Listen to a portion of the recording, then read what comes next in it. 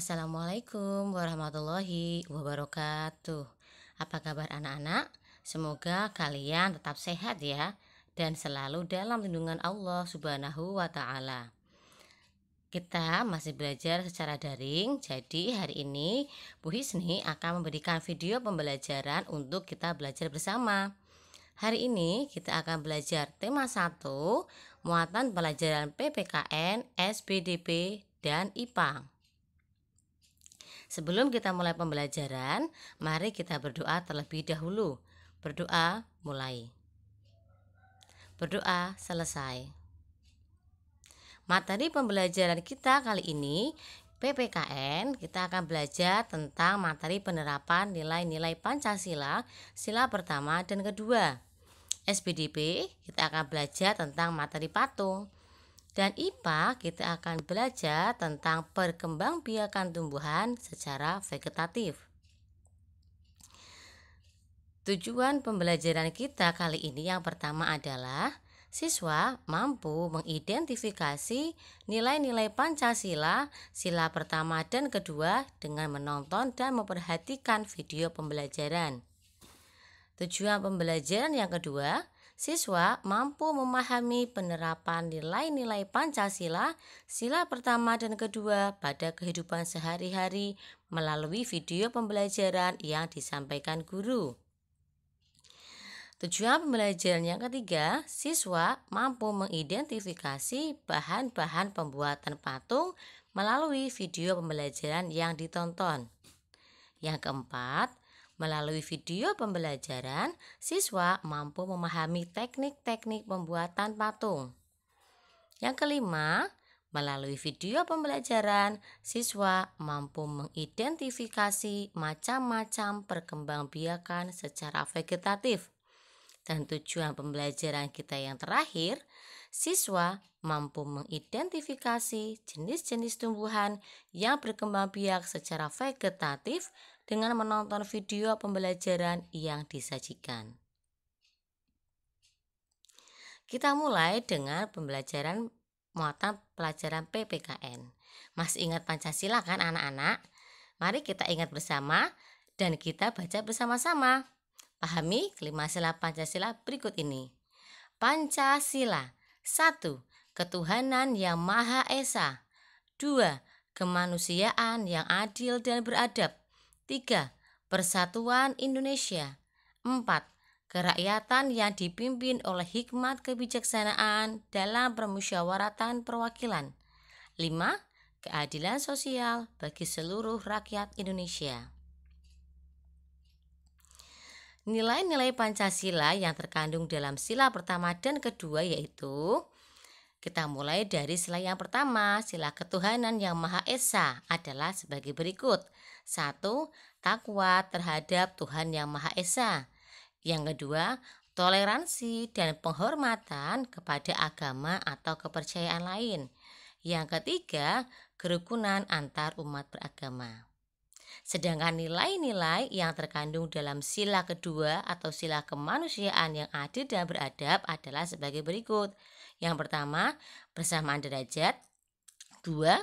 Menghargai hak asasi manusia. 3. Solidaritas antar sesama manusia. Dan yang keempat, perdamaian. Nilai-nilai tersebut bisa diterapkan dalam kehidupan sehari-hari. Untuk penerapan nilai-nilai Pancasila sila yang pertama bisa kita lihat pada gambar berikut ini. Amati gambarnya ya. Gambar pertama adalah kerukunan antar umat beragama, saling menghormati, walaupun kita berbeda agama dan kepercayaan. Bisa kalian lihat di halaman pertama, itu ada dua pemuka agama yang berbeda. Meski berbeda, tetapi mereka rukun. Sedangkan yang kedua adalah saling membantu, memberikan bantuan meskipun kepada orang yang beragama berbeda. Yang ketiga, ada gambar orang dengan tempat ibadahnya masing-masing. Setiap agama dengan tempat ibadahnya. Jadi kita sebagai umat yang beragama, kita wajib untuk beribadah sesuai agama dan kepercayaan kita. Selanjutnya, penerapan nilai-nilai Pancasila sila yang kedua dalam kehidupan sehari-hari bisa kita lihat dalam gambar ini. Kita bisa melihat gambar nomor 4 adalah, ya betul, gambar beberapa anak sedang menjenguk temannya yang sakit, walaupun sepertinya mereka berbeda suku bangsa. Sedangkan gambar nomor 5 tampak beberapa anak belajar bersama. Itu menunjukkan bahwa persamaan derajat tidak membedakan jenis kelamin, mereka tetap belajar bersama. Masih penerapan nilai Pancasila sila yang kedua tampak pada gambar nomor 6, yaitu saling membantu atau menolong teman yang mengalami kesusahan. Dan yang gambar nomor 7 adalah persamaan hak asasi manusia, bahwa semua manusia, semua orang mempunyai hak yang sama. Untuk gambar nomor 7 mempunyai hak yang sama dalam bertanya ataupun menjawab pertanyaan. Sedangkan yang nomor 8 adalah saling menghormati. Sebagai anak, kita harus menghormati orang yang lebih tua. Berikutnya, selain penerapan nilai Pancasila dalam kehidupan sehari-hari, sila pertama yaitu tentang hubungan kita dengan Tuhan, beribadah, tetapi penerapan nilai Pancasila sila yang pertama juga bisa diwujudkan dengan rasa syukur. Misalnya rasa syukur kita terhadap ciptaan Tuhan. Allah menciptakan tanaman dan tumbuhan untuk dimanfaatkan dengan sebaik mungkin. Bentuk rasa syukur kita adalah memanfaatkan tanaman atau tumbuhan tersebut. Misalnya saja dengan kita memanfaatkan kayu yang merupakan bagian tumbuhan sebagai bahan pembuatan patung. Nah, kali ini kita akan belajar tentang patung. Patung di Indonesia tidak hanya terbuat dari kayu. Patung Nusantara terbuat dari tanah liat. Patung tersebut sangat diminati baik oleh wisatawan lokal maupun mancanegara. Ayo kita praktekkan membuat patung Nusantara dari tanah liat. Bisa kalian perhatikan di sini sudah ada beberapa contoh patung dari tanah liat yang berasal dari daerah Kasongan. Patung terbuat dari bermacam-macam bahan. Bahan-bahan pembuatan patung diantaranya tanah liat, lilin atau plastisin, sabun, kayu, logam, dan batu. Untuk membuat patung digunakan beberapa teknik. Yang pertama, teknik pembuatan patung meliputi butsir, yaitu cara membuat patung untuk mengurangi bahan yang lunak. Bahan lunaknya seperti tanah liat, malam atau lilin atau plastisin, dan juga bahan yang telah berstruktur lunak. Kemudian teknik modeling, yaitu cara membuat patung dengan membuat modelnya terlebih dahulu untuk dicontoh. Selanjutnya teknik cor, yaitu dengan memanaskan logam hingga menjadi cair, kemudian dituangkan ke dalam cetakan patung. Selanjutnya ada teknik merakit, yaitu merakit bahan kemudian merangkainya menjadi satu kesatuan yang utuh membentuk patung yang diinginkan. Ada lagi teknik membentuk, yaitu dibuat dengan cara bertahap hingga selesai dan diperlukan ketelitian. Dan yang terakhir ada teknik pahat, yaitu teknik membuat patung menggunakan bahan keras seperti kayu dan batu. Dipahat untuk mengurangi dan membentuk patung yang diinginkan.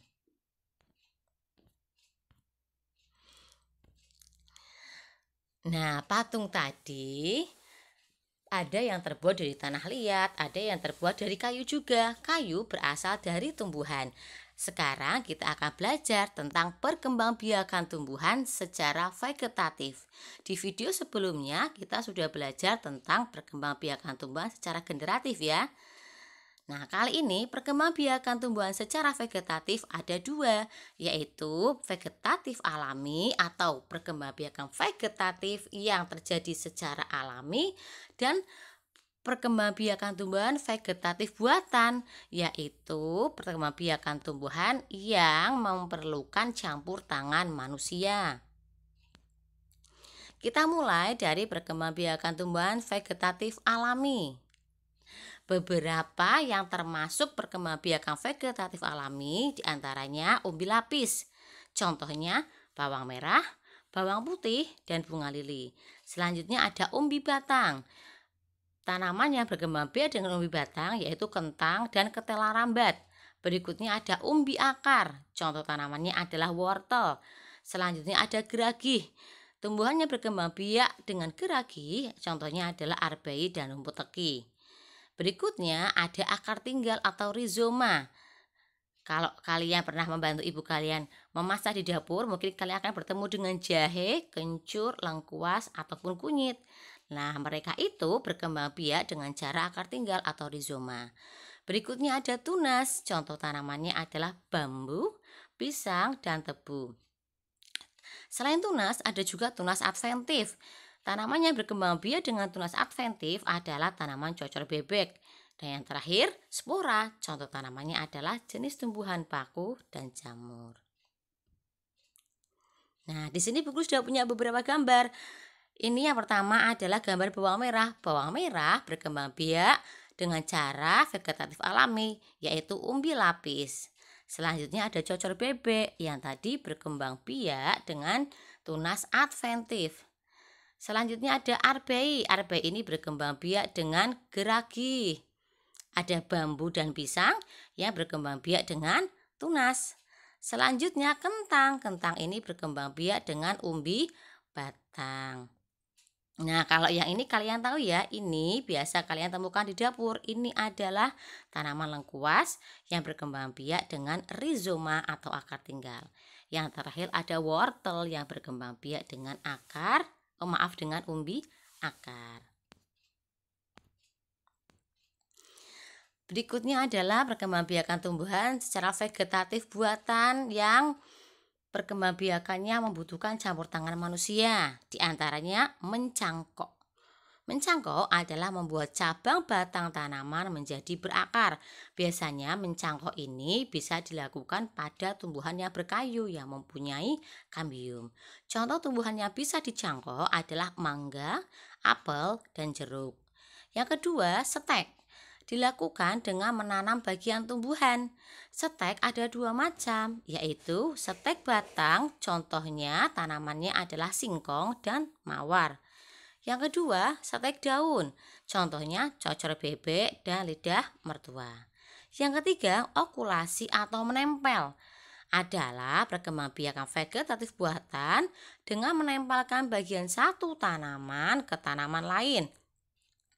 Berikutnya ada mengenten atau sambung pucuk, yaitu menyambungkan satu pucuk tanaman ke bagian tanaman lain. Ada merunduk yang dilakukan pada cabang tanaman yang menjalar, dan yang terakhir kultur jaringan. Nah, ini adalah gambar contoh perkembangbiakan vegetatif buatan dengan cara mencangkok.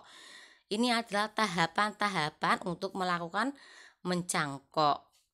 Berikutnya, ini dia tahapan untuk melakukan vegetatif buatan setek, khususnya setek batang. Bisa kalian lihat, ini adalah gambar kita sedang melakukan kegiatan setek batang pada tanaman singkong. Selanjutnya, kalau yang ini apa ya? Ya, betul sekali, ini adalah sambung pucuk.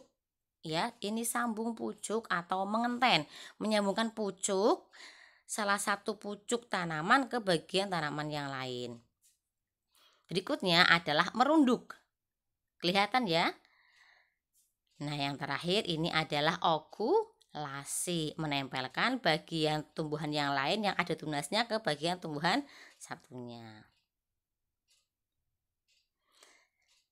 Setelah kalian menonton video pembelajaran ini dengan seksama dan benar-benar memperhatikannya, saatnya bagi kalian untuk mengerjakan tugas. Tugasnya gampang kok, hanya satu.